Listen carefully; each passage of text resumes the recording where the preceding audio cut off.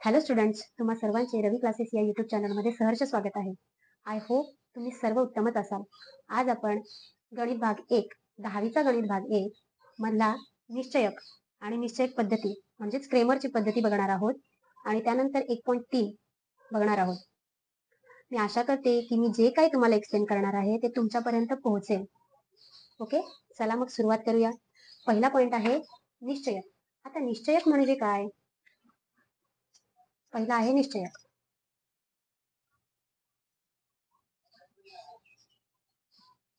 Okay, निश्चयक म्हणजे आता समजा ए बी सी डी या एबीसीडी ह्या कशा असतील? संख्या असतील, वास्तव संख्या असतील. ओके, एबीसीडी या हे 4 घटक आहेत. A B C D basically संख्याच असतात, त्या वास्तव संख्या असतात. हे 4 घटक असतील. हा 4 घटकांचा एक निश्चयक आहे. ओके, याच्यामध्ये ह्या निश्चयकाची कोटी काय आहे? 2 आहे, कारण की याच्यामध्ये 2 स्तंभ आहेत. जेवढे स्तंभ असतील तेवढी त्या निश्चयकाची कोटी असते. आता ह्याची कोटी काय असेल? कोटी असेल 2, कारण इथे 1 आणि 2 असे 2 स्तंभ आहेत. ओके, आता निश्चयकाची किंमत कशी काढली जाते? निश्चयकाची किंमत आपण निश्चयक कसा दर्शवला जातो पहिल्यांदा बघू. निश्चयक हा कॅपिटल ए किंवा कॅपिटल बी किंवा कॅपिटल सी किंवा कॅपिटल अप टू झेड म्हणजे इंग्रजी मुळाक्षरांमधला कॅपिटल लेटर्स, कुठलाही कॅपिटल लेटर्सने डिनोट केला जातो. ओके, दर्शविला जातो म्हणजे निश्चयकाची किंमत. निश्चयक म्हणजे निश्चयकाची जी काही किंमत येणार आहे. आता इथे लिहिते निश्चयकाची किंमत, जी काही किंमत येणार आहे कॅपिटल ए पासून झेड पर्यंत कुठलाही अक्षर घेऊन दाखवली जाते. आता निश्चयकाची किंमत कशी बरं काढायची? निश्चयकाची किंमत कशी बरं काढायची? म्हणून आपण काय करूया, ए न डी ला मल्टिप्लाय करायचं, त्याच्यातून सी न बी ला मल्टिप्लाय केलेलं वजा करायचं. म्हणजे निश्चयकाची किंमत काय येते? ए गुणिले डी वजा सी गुणिले बी किंवा बी गुणिले सी. निश्चयकाची किंमत कशी दर्शवली जाते? ए गुणिले डी वजा बी गुणिले सी. एवढं लक्षात ठेवायचंय. हे एक्झाम मध्ये एक मार्कांना किंवा अर्ध्या मार्कांना तरी प्रश्न असतोच. ओके, आता हा झाला निश्चय. त्याच्यातला एखादा दुसरा प्रश्न बघूया. समजा आपल्याला दिला असेल निश्चय कशाने दर्शवतात? Capital letters A B C D. आता समजा मी ए नाव दिला, तुम्ही काय बी द्या, सी द्या. जर तुम्हाला सांगितलं इथं 3, 2, 5, 7 हा एक्झाम्पल दिला आणि याची निश्चयकाची किंमत काढायला सांगितली, मग मी काय करणार आहे? हा काय आहे? ए. ओके, इथं काय आहे? बी, इथं आहे सी आणि इथं आहे डी. हा ए बी सी डी. मग फॉर्म्युला काय आपल्याजवळ? निश्चयकाची हा निश्चयक आहे, याची किंमत काढायची आहे. म्हणजे फॉर्म्युला काय आहे? ए गुणिले डी वजा बी गुणिले सी. यांचा गुणाकार क्रॉस मल्टिप्लिकेशन करायचं इन शॉर्ट आणि त्यांचा वजाबाकी करायची. क्रॉस मल्टिप्लिकेशन करून वजाबाकी करायचे. म्हणजे 3 गुणिले 7 वजा 2 गुणिले 5 किंवा 5 गुणिले 2. 5 गुणिले 2. 3 त्रिक 7 त्रिक 21 वजा 5 दोणे 10. आता 21 मधून 10 गेले, राहिले किती? 11. मग या निश्चयकाची किंमत किती आली? 11 आली. समजलं? हा पहिला पॉइंट आपला झालेला आहे. आता दुसरा पॉइंट आहे आपला निश्चयकाची पद्धत. निश्चयकाची पद्धत क्रेमर मेथड असं सुद्धा म्हटलं जातं किंवा क्रेमरची पद्धती असे सुद्धा म्हटलं जातं. ओके, किंवा त्याला डिटर्मिनंट मेथड असं सुद्धा म्हटलं जातं. एकतर क्रेमर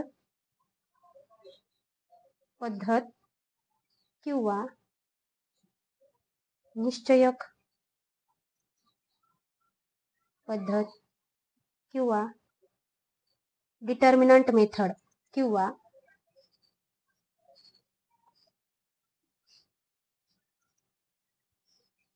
मेथड असं म्हटलं जातं. ह्या क्रेमर हा कोण होता? शास्त्रज्ञ होता. गॅब्रियल क्रेमर असं त्याचं नाव होतं. त्याने काय केलं? आपल्याला जे एक सामायिक समीकरण दिले होते ते समीकरण अत्यंत सोप्या पद्धतीने आणि कमीत कमी जागेमध्ये कसं सोडवलं जातं ते त्याने निश्चयकाचा वापर करून सोडवलेला आहे आणि तेच त्याने दाखवलेले आहे. तो शास्त्रज्ञ कुठल्या देशाचा होता? स्वित्झर्लंड या देशाचा होता आणि त्याने त्याच्या वयाच्या 18व्या वर्षी डॉक्टरेट पदवी ही मिळवली होती. ओके, मग आपण बघूया क्रेमर पद्धत किंवा निश्चयक पद्धत किंवा डिटर्मिनंट मेथड. एक्झाम मध्ये हा सुद्धा विचारला जातो. हा एखाद अर्ध्या मार्काला विचारला जातो आणि हा थोडा मोठा आहे त्यामुळं 2-3 मार्कांना विचारला जाईल एक्झाम मध्ये. आता क्रेमर पद्धती, निश्चयक पद्धती किंवा डिटर्मिनंट मेथड सॉल्व्ह करण्याच्या 3 स्टेप आहेत. पहिली आहे आपल्याला जे काही तुम्हाला समीकरणे असतील ते समीकरणे ax अधिक by बरोबर c या पद्धतीमध्ये लिहायचे किंवा या स्वरूपात लिहायचे आहेत. नंतर त्यानुसार आपल्याला डी म्हणजे डिटर्मिनंट काढायचे आहे, नंतर x साठीचा डिटर्मिनंट काढायचा, नंतर y साठीचा डिटर्मिनंट काढायचा आहे. ओके, dx आणि dy काढणे आणि त्याच्यानुसार आपल्याला x आणि y च्या किमती काढायच्या. एक सामायिक समीकरणे सोडवताना काय करतो आपण? x ची किंमत आणि y ची किंमत काढतो. ओके, x आणि y हे काय असतात? चल असतात. एक्स आणि वायच पाहिजे का असं नाही. ए पासून झेड पर्यंतचा कुठलाही लेटर असेल ते चलच असतो. आपल्याला जे 2 चल दिलेले असते त्या चलांची किमती काढायच्या आहेत. मग आता ह्या किमती आपण क्रेमर पद्धतीने काढणार आहोत. त्यासाठी पहिल्यांदा दिलेले समीकरण ax अधिक by बरोबर c ह्या स्वरूपात लिहायच्या आहेत. त्याच्यानंतर dx व dy च्या किमती काढायच्या आहेत. त्याच्यानंतर आपण ह्या किमतींचा वापर करून x आणि y ची किंमत काढणार आहोत. आता आपल्याला d ची किंमत पहिल्यांदा बघूया ह्या किमती कशी काढायची. आता आपल्याला dx आणि dy च्या किमती काढायच्या. d म्हणजे डिटर्मिनंट, dx म्हणजे डिटर्मिनंट ऑफ x आणि dy म्हणजे डिटर्मिनंट ऑफ y. मग त्याच्यासाठी पहिल्यांदा जर त्यांनी 2 समीकरण दिलेले असतील, पहिला समीकरण a1x अधिक b1y बरोबर c1. पहिला समीकरण आहे म्हणून प्रत्येक ठिकाणी 1 घेतलंय. a1x अधिक b1y बरोबर c1 हा समीकरण 1 आणि समीकरण दुसऱ्याला काय येईल? a2x अधिक b2y बरोबर c2 हा समीकरण क्रमांक 2 असतील. त्यानुसार आपल्याला डिटर्मिनंट काढायचंय. डिटर्मिनंट म्हणजे डी ची किंमत काय असेल? डी बरोबर डिटर्मिनंट डी ची किंमत काढण्यासाठी आपण कुठला कॉलम घेतो? इथं पहिला कॉलम आणि दुसरा कॉलम घेतो. ए B C a1 b1 c1 a2 b2 c2 या कशा असतील? वास्तव संख्या असतील आणि x y हे असतील चल. मग त्याच्यासाठी डी ची किंमत काढण्यासाठी आपण पहिला कॉलम घेतो. हा पहिला कॉलम आहे, दुसरा कॉलम आणि हा तिसरा. पहिला आणि दुसरा कॉलम आपण डी ची किंमत काढण्यासाठी घेतो. मग इथं काय आहे? सहगुणक काय आहे? a1 आणि इथं असणार आहे a2, इकडं असणार आहे b1 b2. डी ची किंमत काढण्यासाठी मग आता इथं आपण क्रॉस मल्टिप्लिकेशन करणार आहोत. काय येणार? a1 गुणिले b2 वजा a2 गुणिले b1 ही किंमत आहे डी ची. आता आपण घेणार आहोत dx ची किंमत कशी काढायची? dx बरोबर डिटर्मिनंट ऑफ x. dx ची साठी dx चे सहगुणक काय आहे? a1 a2 हे घेणार नाही आहोत. त्याच्याऐवजी आपण काय लिहिणार आहोत? c1 c2 ज्या काही किमती असतील तुम्हाला जे काही नंबर देणार असतील ऍक्च्युअल मध्ये एक्झाम्पल मध्ये ते आपण c1 c2 चे नंबर आपण इथं पुट करणार आहोत. म्हणजे इथं काय dx ठिकाणी काय येणार? dx चे जे x चे जे सहगुणक आहेत ते घेणार नाहीत आपण. ओके, c1 c2 घेणार. c1 काय येणार आहे? इथं काय लिहू आपण? c1 c2 x च्या ठिकाणी c1 c2 आणि y चे सहगुणक लिहिणार आहोत b1 b2. म्हणजे डी साठी कुठला कॉलम वापरणार आहोत आपण? पहिला आणि दुसरा. पहिला कॉलम, दुसरा कॉलम.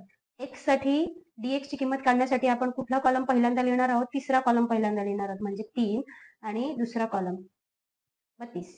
ओके, 12 32 आणि नंतर येणार आहे 13. 12 म्हणजे पहिला कॉलम आणि दुसरा कॉलम त्याच्यात सहगुणक लिहिणार आहोत. पहिल्या याच्यामध्ये x चे सहगुणक लिहिणार आहोत, नंतर y चे सहगुणक लिहिणार आहोत b साठी. dx ची किंमत काढण्यासाठी आपण पहिल्यांदा कसले सहगुणक लिहिणार? पहिल्यांदा c1 c2 लिहिणार आहोत आणि नंतर y च्या ठिकाणी y चे सहगुणक लिहिणार आहोत. कारण की आपण किंमत कशाची काढणार आहोत? dx ची किंमत काढणार. डिटर्मिनंट ऑफ x चे डिटर्मिनंट काढणार आहोत म्हणून x चे सहगुणक घेत नाही.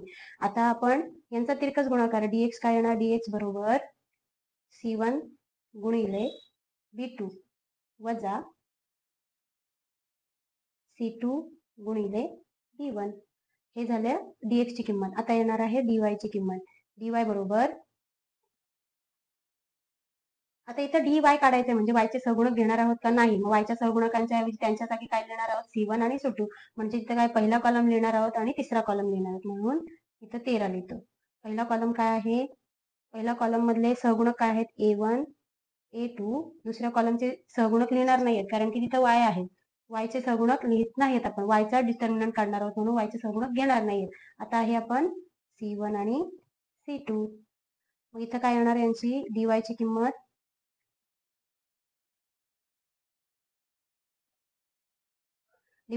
किंमत येणार आहे तितकंच गुणाकार A1 गुणिले C2. A1 गुणिले C2 वजा A2 गुणिले C1 किंवा C1 गुणिले A2 असं लिहिलं तरी चालेल. इथं आपल्याला dx आणि dy च्या किमती काढायच्या कशा त्या समजलेलं आहे. आता आपल्याला x ची किंमत कशी येणार आहे? x ची किंमत बरोबर x ची किंमत dx छेद d dx छेद d आणि y ची किंमत काय येणार आहे? y ची किंमत आपल्याला येणार आहे dy. जो का dy शोधणार आहोत आपण dy छेद d. या सूत्राचा वापर करून आपण क्रेमरच्या पद्धतीने समीकरण सोडवणार आहोत. ठीक आहे. सराव संच 3 बघूया. आय होप मी जे काही तुम्हाला सांगितले ते तुमच्यापर्यंत पोहोचले आणि आपण आता सराव संच 1.3 कडे वळूया. सराव संच 1.3 मधला पहिला प्रश्न काय आहे? 3, 2, 4, 5. ओके. पहिल्या कॉलम मध्ये 3 आणि 4 आहे, दुसऱ्या कॉलम मध्ये 2 आणि 5 दिलेला आहे. बरोबर. त्यांनी सॉल्व्ह केलेले आहे, फक्त आपल्याच्यामध्ये व्हॅल्यूज पुट करायच्या आहेत.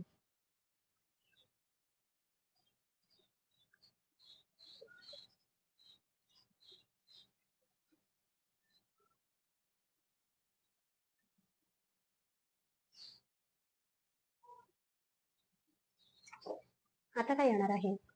याची किंमत काढायची आहे. म्हणजे हा क्रेमर निश्चयकाची किंमत काढायची आपल्याला. बरोबर. क्रेमरचा रूल नाही, सॉरी. निश्चयाची किंमत काढायची म्हणजे पहिल्यांदा इथं आपल्याला काय करायचंय? तिरकस गुणाकार करायचा आहे इन शॉर्ट. मग काय दिलेलं आहे? 3 दिलेले आहे. 3 गुणिले 5 येणार. ओके. 3 गुणिले 5 वजा 4 गुणिले 2. इथे 4 ऑलरेडी दिले आहे, मग उरलेल्या ठिकाणी काय लिहायचं आपल्याला? 2. 5 त्रिक 15 किंवा 3 5 15 वजा लिहायचंय 4 2 8 लिहिले. 15तून 8 गेले, राहिले किती? 7.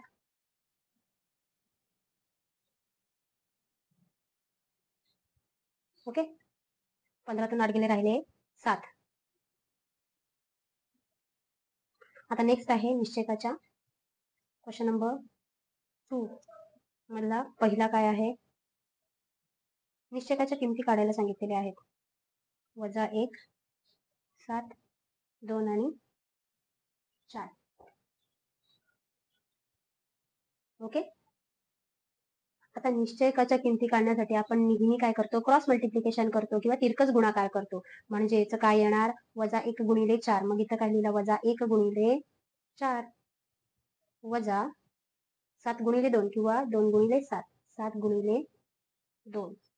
4 एके 4. पण चिन्ह एका संख्येचं चिन्ह वजा आहे म्हणून काय येणार? -4 वजा 7 2 14. 7 2 14. मग 14 वजा 14 बरोबर किती आला? -18.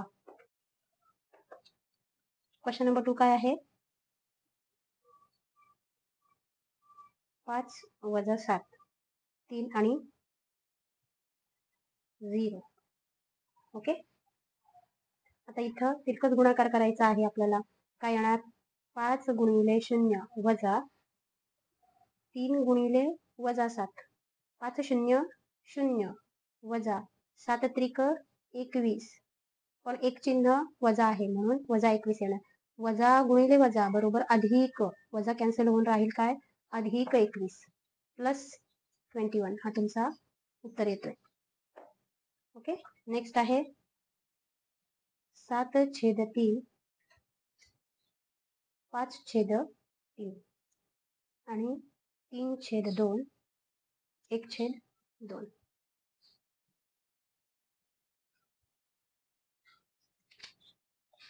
आता काय करणार आहोत? निश्चयकाच्या किमती काढायच्या आहेत म्हणजे इथे क्रॉस मल्टिप्लिकेशन करायचं आहे. 7/3 गुणिले 1/2 वजा 5/3 गुणिले 3/2. गुणाकार असेल तर सरळ सरळ गुणाकार होतो म्हणजे 7 1 7 3 2 6. इथं काय येणार? 7 3 2 6. वजा 5 त्रिक 15, 3 दुणे 6. आता काय करायचं इथं वजाबाकी सांगितली. जेव्हा पाया त्यांचा पाया काय आहे समान आहे, मग तो समान पाया लिहिला. मग वरची जी पदं आहेत त्यांचा काय होणार वजाबाकी आहे म्हणून वजाबाकी डायरेक्ट वजाबाकी होणार. इथं तिरकस गुणाकार करायची गरज नाहीये. मग काय होणार 7 वजा 15 किंवा 15तून 7 गेले, 15तून 7 गेले राहिले 8. इथं वजा 15 आहेत, वजा 15तून 7 गेले राहिले वजा 8 छेद 6. एक तर हा उत्तर असेल किंवा ह्याला जर आपण फोड केली याची तरीही चालेल. दोघांना कुठल्या संख्येने भाग जातो, दोनाने भाग जातो. बेत्रिक 6 आणि बेचोक 8. जर भाग द्यायचा राहिला झाला तर बेत्रिक 6 आणि बेचोक 8 म्हणजे काय उत्तर येणार वजा 4 छेद 3. हे तुमचं उत्तर असेल.